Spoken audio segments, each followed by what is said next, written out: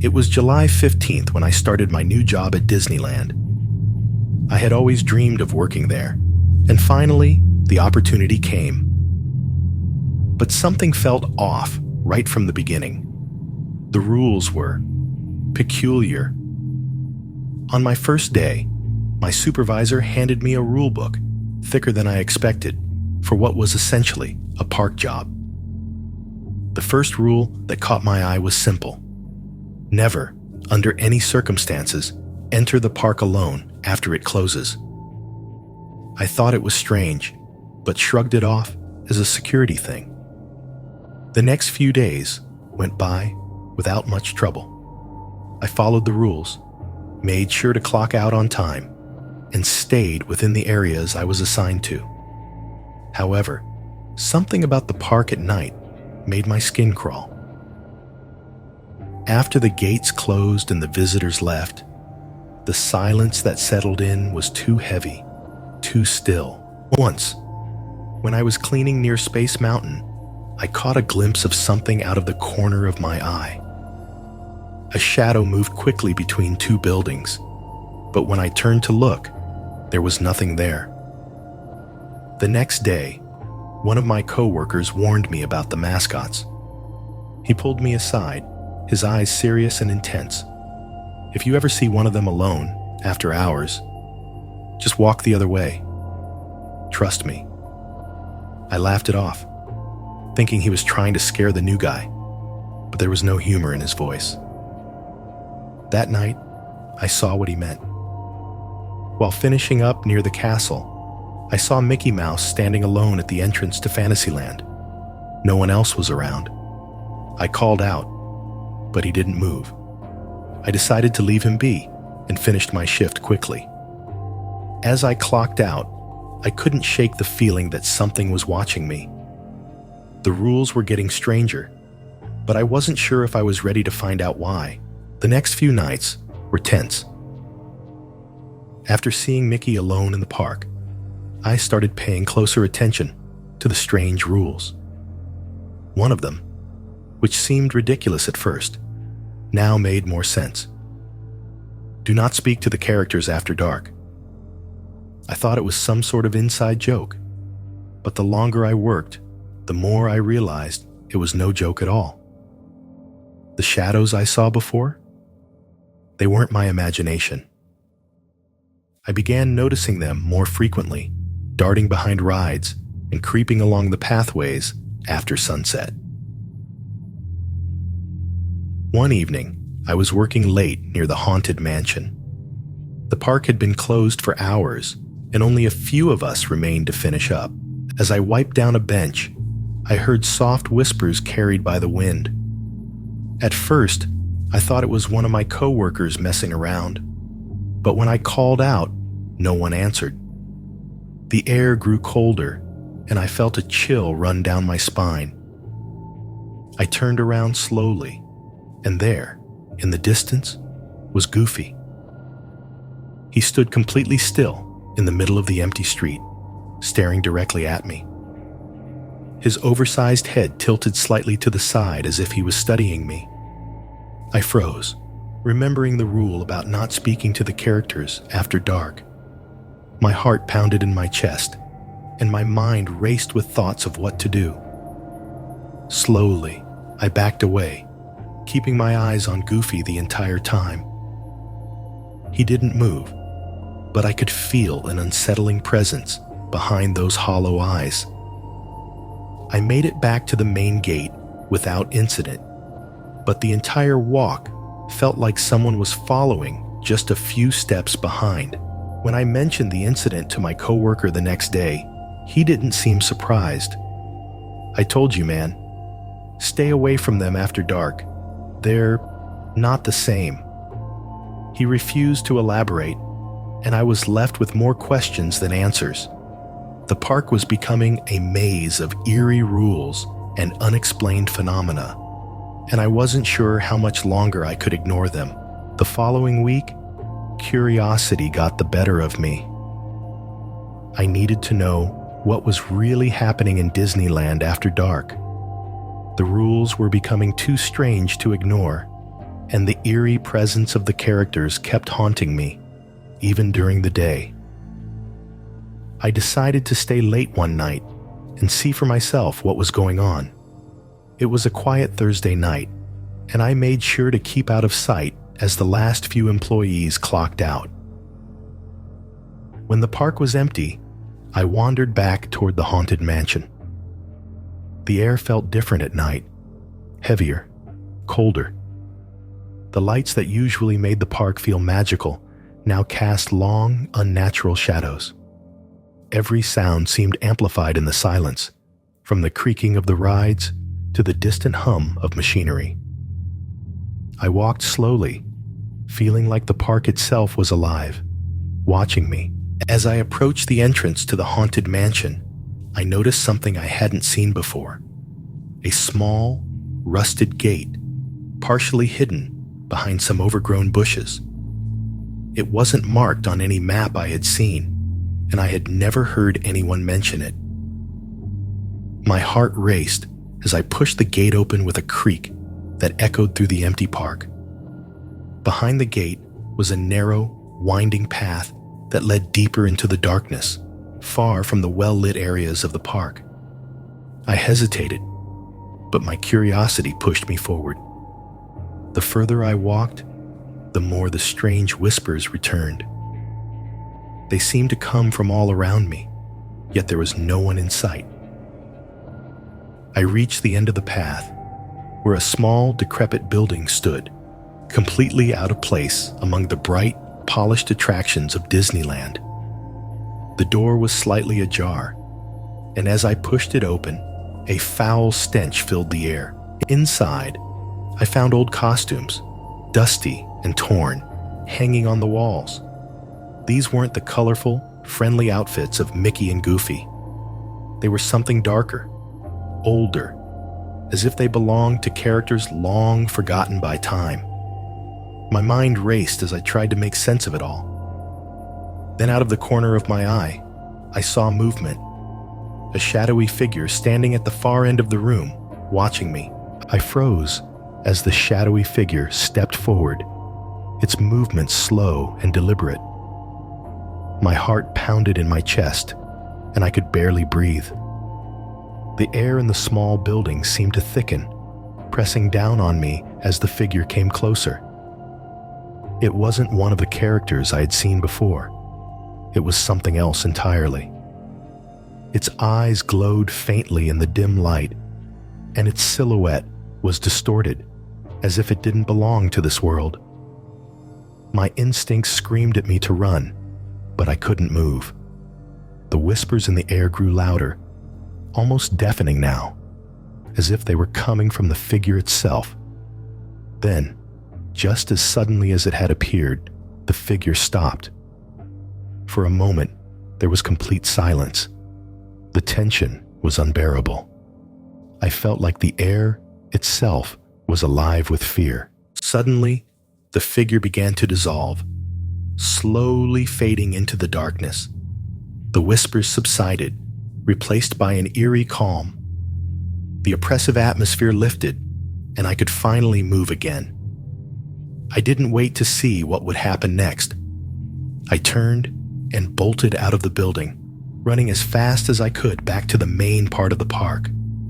The strange path, the rusted gate, the shadowy figure, all of it felt like a nightmare, but I knew it had been real. When I reached the main gates, I collapsed against the wall, trying to catch my breath. The park was still silent, but the oppressive feeling was gone. It was as if the park had let me go. I clocked out as quickly as I could and left without looking back. The next morning, I quit my job. I couldn't stay there any longer, not after what I had seen. I still don't know what that figure was, or why the rules were so strange, but I'm grateful I escaped. Disneyland may seem like the happiest place on earth during the day, but at night, it's something else entirely. Whatever happens there after dark, I never want to know. It was September 2nd, when I started my summer job at Lakeview Amusement Park. The park wasn't as big or popular as Disneyland, but it had been around for decades. Its old rides creaked and groaned, and the wooden roller coaster looked like it could collapse at any moment. From the moment I walked in, there was something eerie about the place.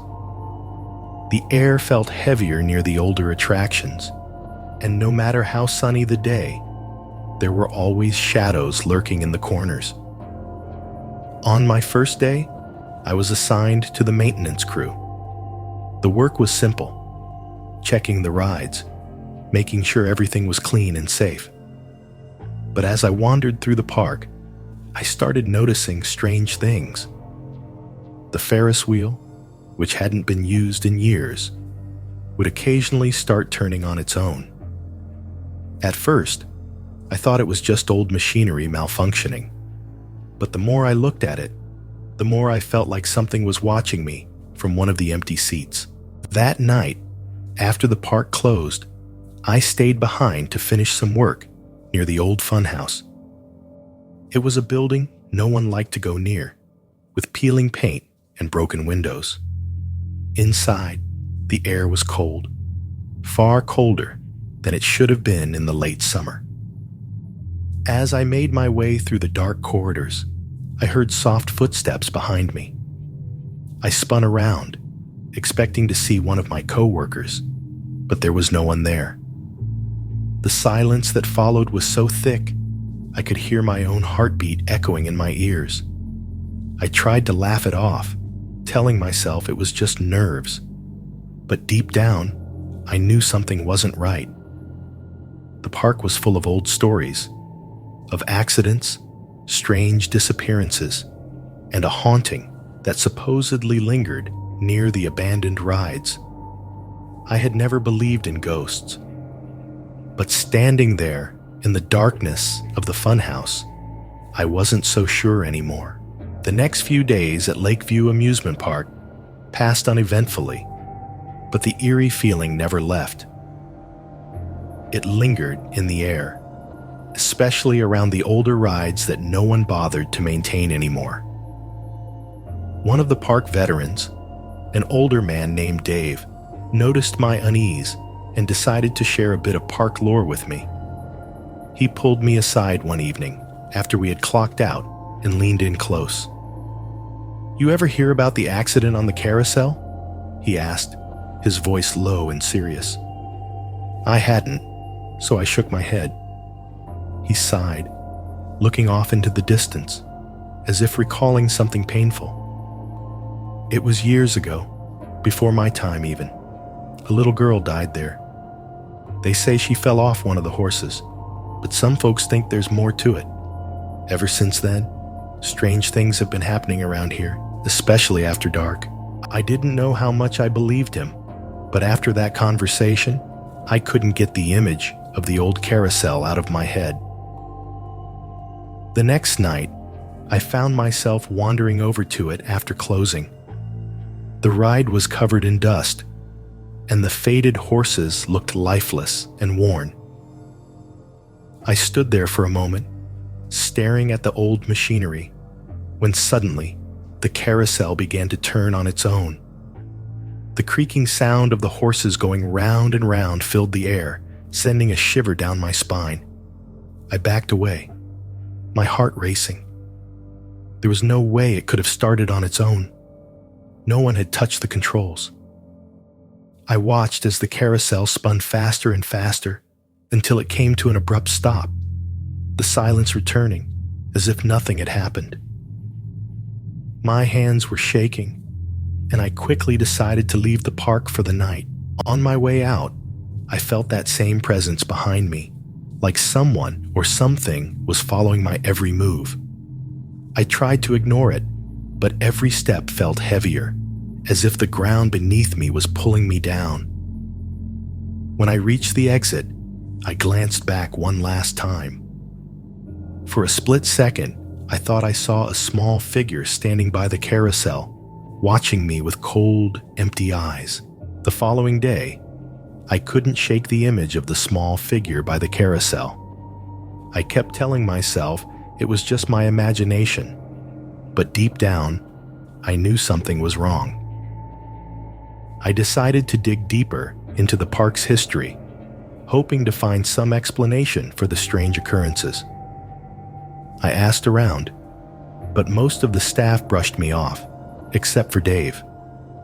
He seemed reluctant, but after some persistence, he told me about the little girl who had died on the carousel. Her name was Emily, he said quietly, looking around as if afraid someone might overhear. She used to visit the park all the time.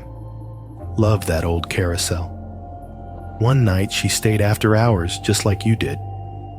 No one knows exactly what happened, but she was found the next morning, right there, by the horses.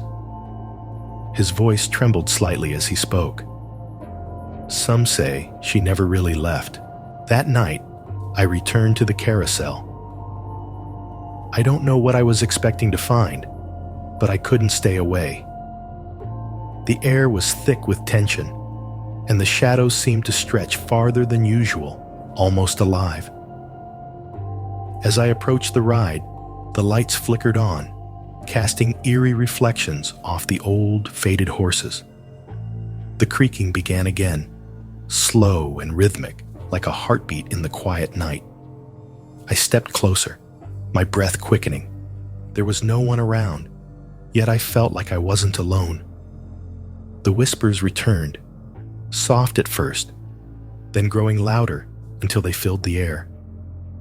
I could hear Emily's name being called out over and over again, the voices blending together in a haunting chant.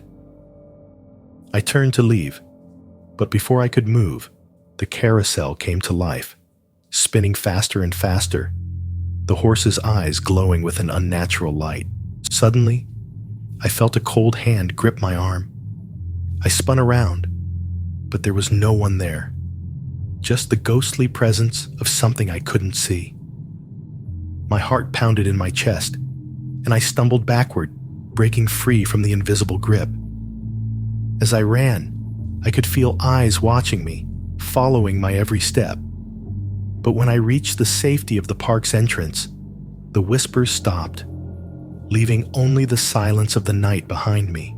The next evening, I didn't want to return to Lakeview Amusement Park, but I couldn't shake the feeling that I needed to confront whatever was haunting the place. I arrived late, after the last visitors had left, and made my way straight to the carousel. The air was colder than usual, and a thick fog had settled over the park, making everything look distorted and eerie. As I approached the carousel, I noticed something strange. The ride wasn't spinning, but I could hear the faint sound of music. The haunting melody seemed to drift through the air, growing louder as I drew closer. The lights flickered on, casting long shadows over the horses. Their lifeless eyes seemed to watch me as I stepped forward, my heart racing in my chest. I reached out to touch one of the horses, and as soon as my hand made contact, the carousel sprang to life. It spun faster and faster, the music growing more frantic. I tried to back away, but my feet wouldn't move. I was frozen in place, staring in horror as the horses seemed to come alive, their eyes glowing with an unnatural light. The whispers returned, louder and more insistent, calling out Emily's name over and over again. Then, out of the corner of my eye, I saw her, a small figure standing at the edge of the ride. She was just a silhouette in the fog, but I knew it was her, Emily, the girl who had never left the park. She stood there for what felt like an eternity, watching me with those cold, empty eyes. I wanted to scream, to run, but I couldn't move. Suddenly, the carousel came to a screeching halt, and everything went silent. The fog lifted, and the park was still once again.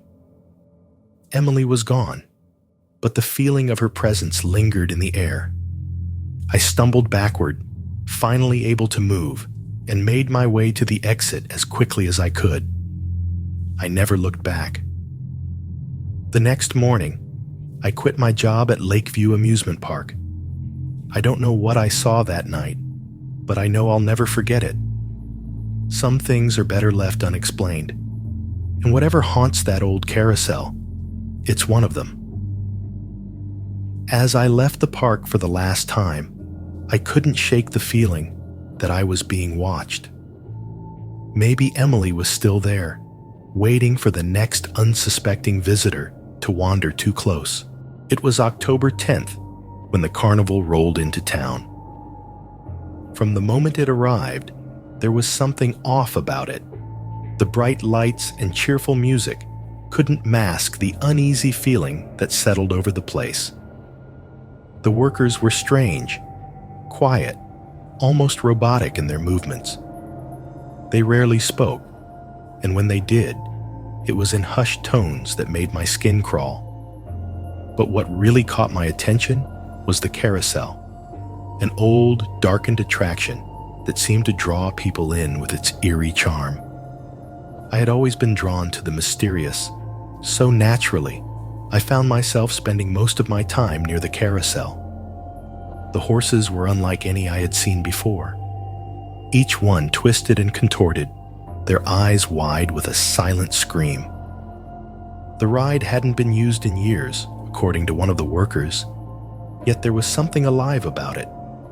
The air around it was thick with a sense of foreboding, and I couldn't shake the feeling that I was being watched whenever I stood too close. One evening, after most of the carnival goers had left, I lingered near the carousel, unable to pull myself away. The sky was darkening, and the air grew colder with each passing minute. As I stood there, the lights on the carousel flickered to life, casting an eerie glow over the ride. The horses seemed to shift in the light, their grotesque forms almost moving on their own. A soft hum filled the air, like distant music that I couldn't quite place. Suddenly, the carousel began to spin, slow at first, then faster and faster. I watched in horror as the horses seemed to come alive, their eyes glowing in the darkness. My heart raced, and I took a step back, but I couldn't tear my eyes away. It was as if the carousel was calling to me, pulling me in with its sinister energy. I didn't know what was happening, but deep down, I knew one thing for certain. This was no ordinary carnival, and that carousel was cursed. The next day, I couldn't stop thinking about the carousel. Its image haunted my mind. The glowing eyes of the horses burned into my memory. I returned to the carnival that evening, determined to figure out what was going on. The workers eyed me as I wandered closer to the carousel, but none of them said a word. The air was thick with tension, and the music from the other rides sounded distant, almost distorted. I approached the carousel cautiously, expecting the same eerie display from the night before. But this time, it was still. The horses were frozen in place, their twisted forms bathed in shadow. I reached out, hesitating for a moment before touching one of the horses. Its surface was cold, almost too cold for a piece of wood that had been sitting in the sun all day. A shiver ran down my spine as I quickly pulled my hand away. As I stood there, the air around me grew colder, and I felt a presence behind me. Slowly, I turned around and saw one of the carnival workers standing just a few feet away. He was tall, with a gaunt face and hollow eyes. "You shouldn't be here," he said in a voice that was barely above a whisper. His gaze was piercing, and his words sent a chill through my bones. I tried to ask him what was wrong with the carousel, but before I could say anything, he simply shook his head and walked away, disappearing into the shadows. I was left alone once again, standing in front of the cursed ride. The silence was deafening, and I could feel the weight of something unseen pressing down on me. Whatever was happening here, it was far from over, and I knew I was getting too close to something I shouldn't be. The following night, I returned once more to the carnival. I wasn't sure why I kept going back. Maybe it was curiosity, or maybe it was something deeper, something darker pulling me in. The atmosphere was heavier than ever, and the usual bustling crowd seemed thinner, as if people were starting to sense that something was wrong. The music played on, but it was warped, the cheerful tunes now haunting and distorted in the cool night air. I made my way straight to the carousel. As I approached, I noticed that the lights around it were flickering again, casting strange shadows that seemed to dance along the ground. The horses looked more twisted than ever, their wide, gaping mouths frozen in silent screams. My heart pounded in my chest as I stepped closer, drawn to the ride despite the fear gnawing at my insides. Without warning, the carousel sprang to life, spinning slowly at first before picking up speed. The music was louder now, almost deafening, but the notes were all wrong, discordant and eerie. I stood frozen, unable to move as the horses began to shift and twist, their forms warping in ways that defied explanation. The lights overhead flickered wildly, casting the scene in a nightmarish glow. Then, I saw her, a young girl, standing just beyond the edge of the ride. She looked out of place, her face pale and her eyes wide with fear. She didn't move, didn't speak, but I could feel her gaze on me, pleading silently for help. My breath caught in my throat as I tried to approach her, but the carousel spun faster, its twisted horses blocking my path. The air grew colder, and I could feel the presence of something sinister closing in around me. The girl's image began to fade, and just like that, she was gone. After the girl vanished, I stood there, staring at the spinning carousel, my mind racing. What was this place? What had I stumbled into? The air felt thick, suffocating, as if the carnival itself was alive, breathing around me. I knew I should leave. Every instinct told me to run. But something kept me there, rooted to the spot. I couldn't let go of the image of that girl, her wide eyes filled with fear, silently begging for help. The carousel slowed to a stop, its grotesque horses frozen once again. The lights flickered out, leaving the ride bathed in shadow. The silence was almost unbearable. I took a hesitant step forward, my heart pounding in my chest. I had to know the truth, even if it terrified me. But as I moved closer to the carousel, I heard footsteps behind me, slow, deliberate. I turned around and saw the same carnival worker from before, his gaunt face hidden in the darkness. "You shouldn't have come back," he said, his voice barely audible above the pounding in my ears. There was something in his tone, something final, that sent a wave of dread through me. The curse. It won't let you leave now. Before I could respond, the ground beneath me seemed to shift. The air grew impossibly cold, and the world around me darkened. I tried to move, but my feet felt like they were glued to the ground. Panic surged through me as I struggled to break free.